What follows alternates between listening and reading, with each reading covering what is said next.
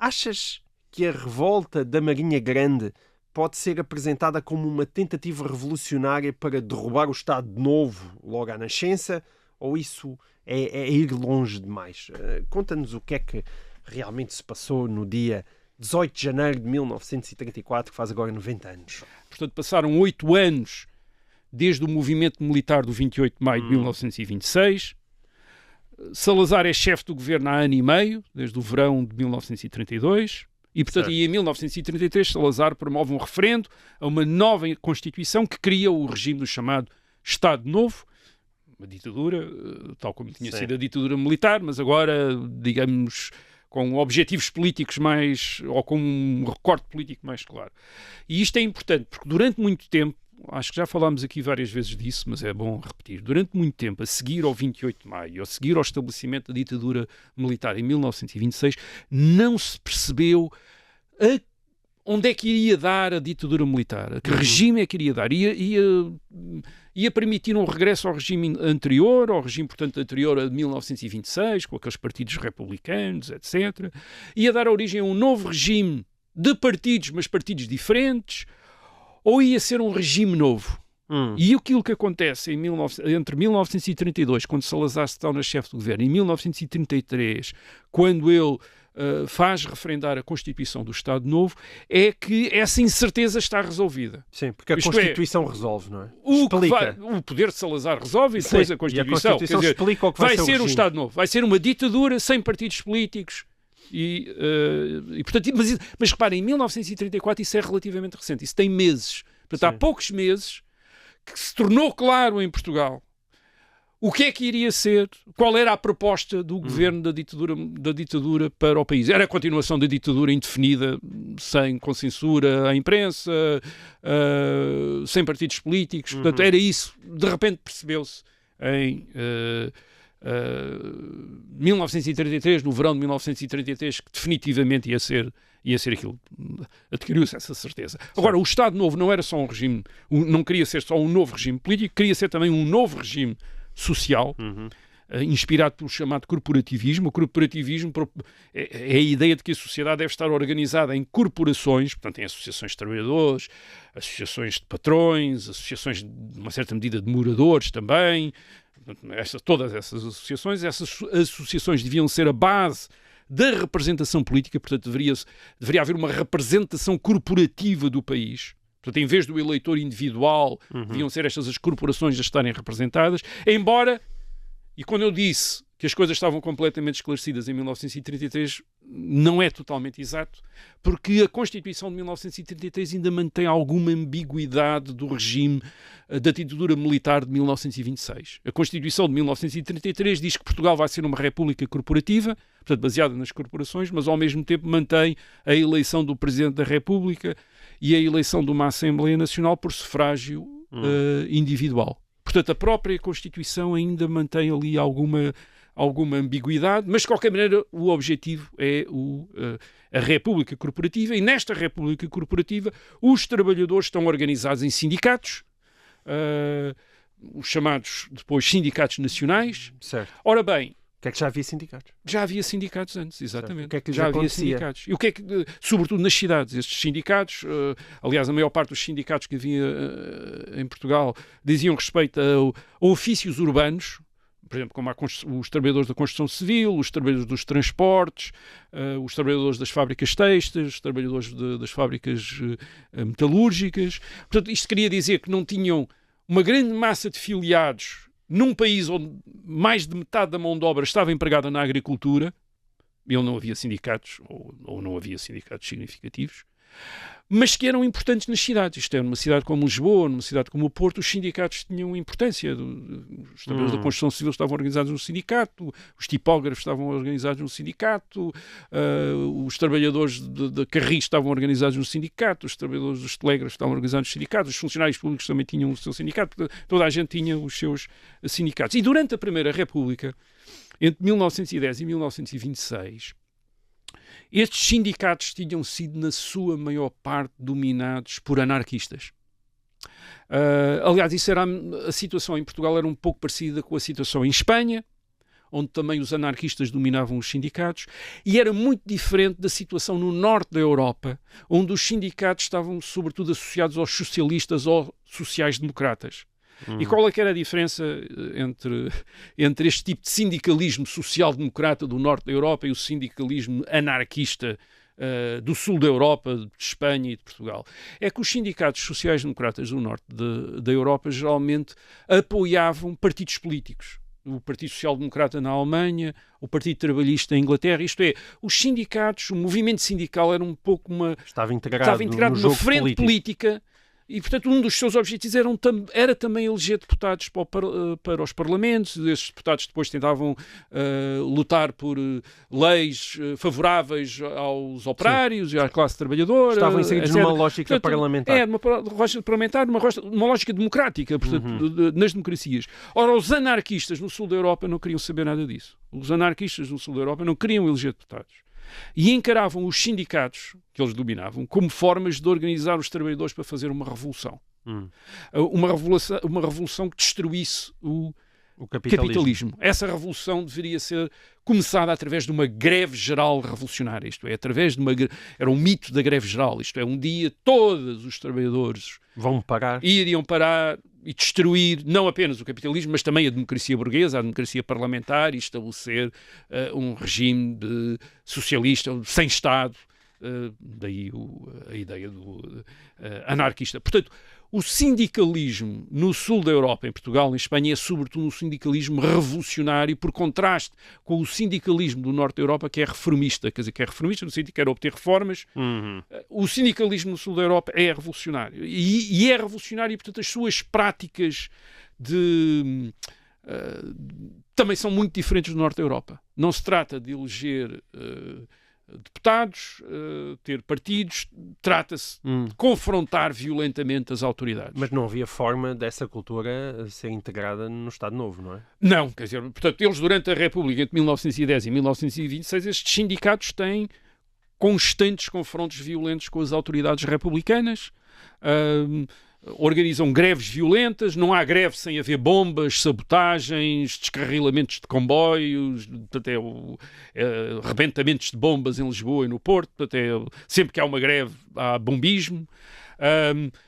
As autoridades republicanas respondem sempre com prisões em massa, centenas de presos, quer dizer, prendem todos os grevistas, metem-nos em barcos, nos porões de barcos de guerra no Tejo, quer dizer, isso é uma coisa que é o pão nosso de cada dia. As greves e as manifestações são sempre com tiroteios, os grevistas também estão armados, quer dizer, disparam sobre a polícia dispara sobre os grevistas, e isso na década de 20 ainda se tinha tornado pior. Porquê? Por causa da grande inflação a seguir à Primeira Guerra Mundial. Portugal é um dos países da Europa com mais inflação, faz subir os preços e, portanto, ainda agita mais os trabalhadores que querem subir salários, fazem muitas greves, e estas greves são todas greves violentas, quer dizer, são todas greves que dão para a violência. O que quer dizer que quando se chega a 1926, esse é que é o ponto importante, quando se chega a 1926 e as Forças Armadas, através do movimento de 28 de maio, estabelecem a ditadura militar, inicialmente a ditadura militar não tem uma grande oposição dos sindicatos, destes sindicatos anarquistas. Porquê? Porque estes sindicatos anarquistas tinham estado em guerra com a República e com os governos republicanos. E, portanto, enfim, ficam à espera de ver o que é que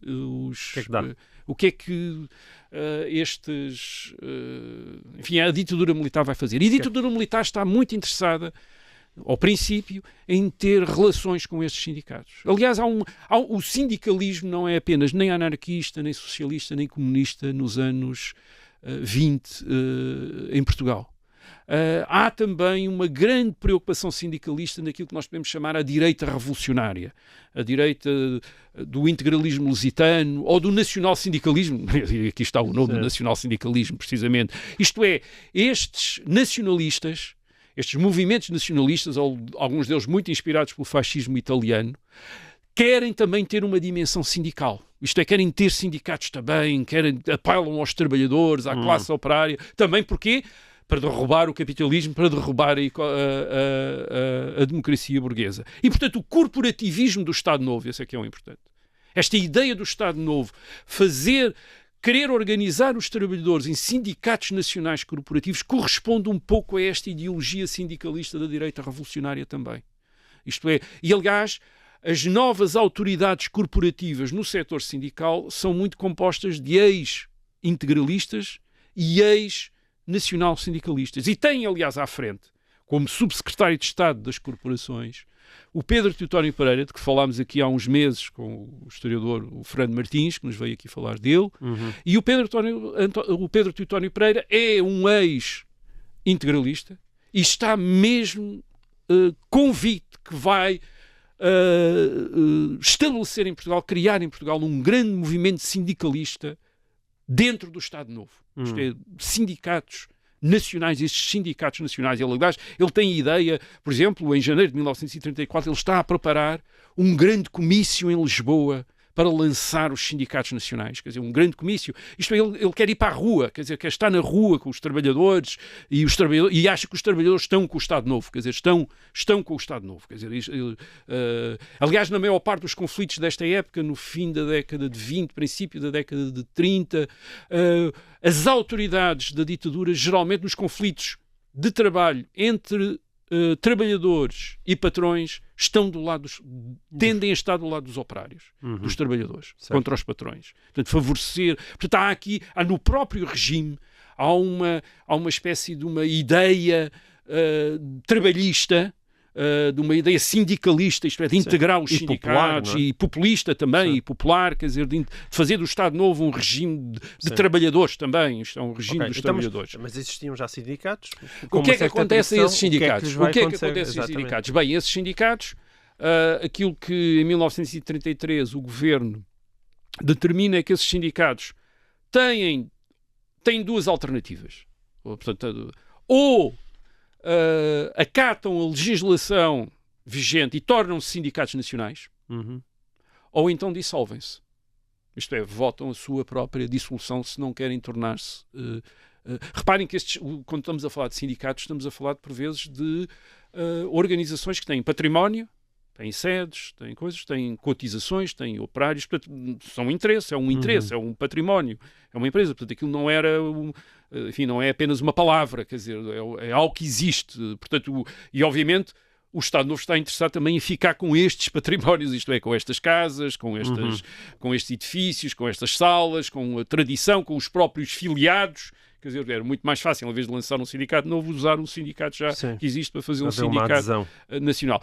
E como é óbvio, os dirigentes anarquistas, mas também havia outro tipo de dirigentes no movimento sindicalista, também havia dirigentes socialistas, também havia um partido socialista em Portugal, também havia comunistas, desde 1921 há um partido comunista.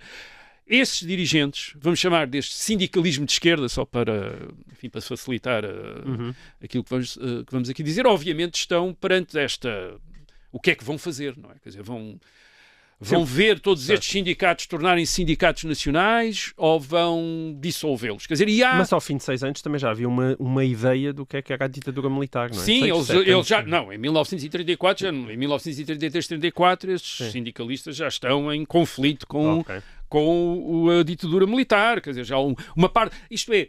Uma parte deles está em clandestinidade ou semi-clandestinidade. A situação ainda é ambígua. A situação, aliás, a transição da chamada Primeira República para a ditadura militar entre 1926 e 1933 não está bem estudada. É uma coisa que não está bem estudada e não está bem descrita, porque nós, de repente, encontramos na imprensa, dizemos, não há partidos políticos, não há sindicatos, e depois, de repente, encontramos partidos políticos a emitirem comunicados em 1935, 1936 e os comunicados a serem publicados na imprensa. Quer dizer, a situação é ambígua, é muito ambígua. Isto é, a ditadura militar e mesmo ainda no princípio do Estado Novo, e mesmo no princípio do Estado Novo, ainda mantém uma certa ambiguidade, quer dizer, não é claro, quer dizer, o regime não é totalmente claro em termos legais, em termos de ser uma ditadura, não há dúvidas nenhumas. E, portanto, por exemplo, só para dar um exemplo, os sindicatos anarquistas têm uma confederação, fazem parte dos vários sindicatos, fazem parte de uma federação que chama-se a Confederação Geral do Trabalho, CGT.